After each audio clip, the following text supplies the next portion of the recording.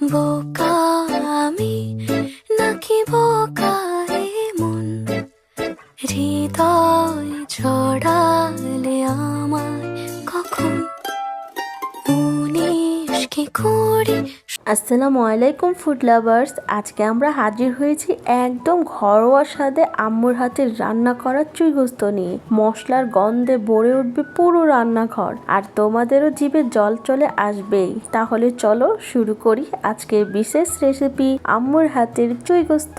অনেকদিন ধরে ইচ্ছা করতেছিল যেন আম্মুর হাতে রান্না করা চুই গোস্ত খাই। আসলে আমাদের দেশে তো এটা রান্না হয় না, এটা খুলনার ঐতিহ্যবাহী খাবার। তো এমনিতে তো সিরাজের চুই গোস্ত অনেক খাওয়া হয়, সেটা নিয়ে আম্মুর সাথে গল্প করি। তো চুই গোস্তর জন্য চুই আমি খুঁজেই পাচ্ছিলাম না। অনেক খোঁজাখুঁজির পরে আমি সেদিন স্বপ্ন আউটলেটে যখন যাই তখন হঠাৎ করে আমার সামনে পড়ে, আর আমিও সাথে সাথে মাংসর চুই গোস্ত নিয়ে হাজির হয়ে গেলাম আম্মুর কাছে। আর এসে আম্মুকে আবদার করে বসলাম। আম্মু আর দেরি করলো না রান্না করার জন্য, কারণ আম্মুরও নতুন নতুন জিনিস ট্রাই করতে ভালো লাগে। তো এখানে আম্মুকে বলতেছিলাম যে তুমি রান্না করবা, আমি ভিডিও করব। তো সেরকম ভাবে আম্মু আর কি চেষ্টা করতেছিল যাতে আমার ভিডিওটা সুন্দর হয়, ওরকম ভাবেই কাজগুলো করতেছিল। তারপর এখানে মাংস কেটে নিচ্ছে, তারপর পেঁয়াজ কাটা হয়েছে, এবং চুই গোস্তদের মেন কিন্তু গোটা গোটা রসুন লাগবে। তো সেই রসুনটাও রেডি করে নিয়েছে, চুইও রেডি করে নিয়েছে। তারপর এখানে মাংস নিয়ে নিচ্ছে। আসলে মাংসের পরিমাপটা আমি এক্স্যাক্টলি এখানে বলতে পারছি না, কারণ আমি ভুলে গেছি।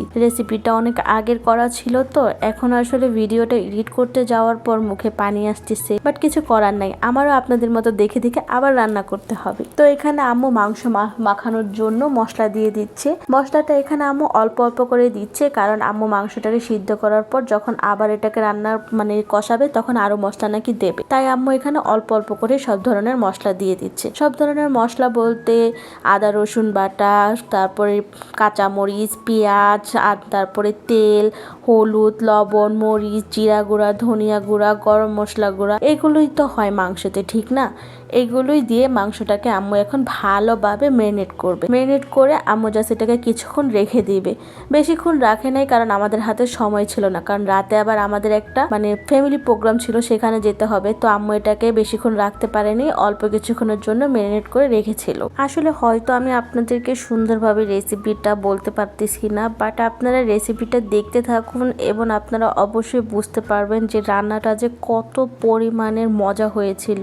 এটাকে দেখলে আপনারা বুঝতে পারবেন কত পরিমাণের আমি একটা চুই গোস্ত খেয়েছি। আমি আমার লাইফের বেস্ট চুই গোস্ত খেয়েছি আমার মনে হচ্ছিল। আম্মুর হাতের রান্না বলে কথা, সবার কাছে কিন্তু সবার মার হাতের রান্নাটাই বেস্ট। তো আম্মুর এখানে মাংসটাকে মাখানো শেষ। তারপর আম্মু এখানে জাস্ট হাতের একটু পানি, জাস্ট হাতটা ধোয়া পানিটা দিয়ে এটাকে এভাবে এখন রেখে দিবে। তারপর আম্মু চলে যাবে অন্য একটা কড়াইতে, তেল দিয়ে দিচ্ছে, কারণ আম্মু মাংসটাকে প্রেসার কুকারে সিদ্ধ করবে হাফ। তারপর এখানে বাগার দিবে আর কি, যেটাকে বলে আর কি, অনেকে বাগার বলে, অনেকে ফোড়ন বলে, অনেকেই বলে অনেক কিছু। আমি এটাকে বাগারই আমি চিনি। তো এখানে জাস্ট তেলের মধ্যে পেঁয়াজ দিয়ে দিচ্ছে আম্মু, তারপরে কিছু শুকনো মরিচ অ্যাড করবে। আর ওইখানে কিন্তু ওপর পাশের চুলায় কিন্তু মাংসটা কিন্তু সিদ্ধ হচ্ছে। তো এখানে পেঁয়াজ আর মরিচটাকে আম্মু বাদামি রং করে নিবে, আর মরিচটাকে ভালোভাবে যেন ফ্লেভার ওঠে এরকম ভাবে ভেজে নিচ্ছে। আর এখানে দেখুন মাংসটা থেকে কি পরিমাণের পানি বের হয়েছে। এখন এই মাংসটাকে দিয়েই এই বাগারের মধ্যে দিয়ে তারপর কিছুক্ষণ আবার কষিয়ে নিবে। আসলে এক এক জায়গার এক এক রান্না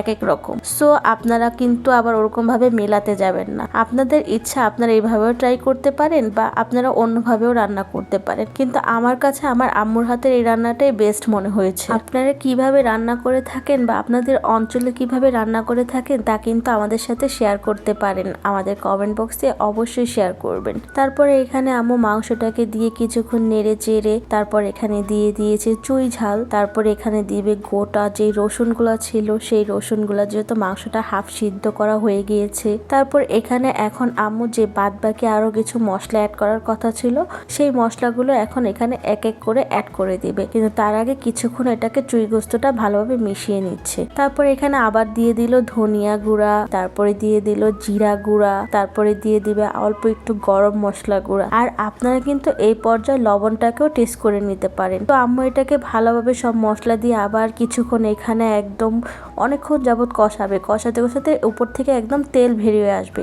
এরকম ভাবে কষাবে। তো মাংসটাকে অনেকক্ষণ যাবত আম্মু এইভাবে নেড়ে চেড়ে উল্টে পাল্টে কষাচ্ছে। তো আপনারাও কি এইভাবে রান্না করেন? কমেন্ট করে জানাতে কিন্তু ভুলবেন না। তারপর এই দেখুন মাংস থেকে অনেকখানি তেল বের হয়ে আসছে। এখন আম্মু এখানে পরিমাণ মতো অল্প কিছু ঝোলের পানি দিয়ে দিবে, যাতে মাংসটা আরো অনেক বেশি সফট হয়। এর আগে আমি একটু ছোচামি করলাম আর কি, মানে আম্মু রান্না করবে আর আমি এইভাবে চেটে চেটে খাবো না, তা তো হবেই না, তাই একটু চেটে খেয়ে ছোচামি করে নিলাম।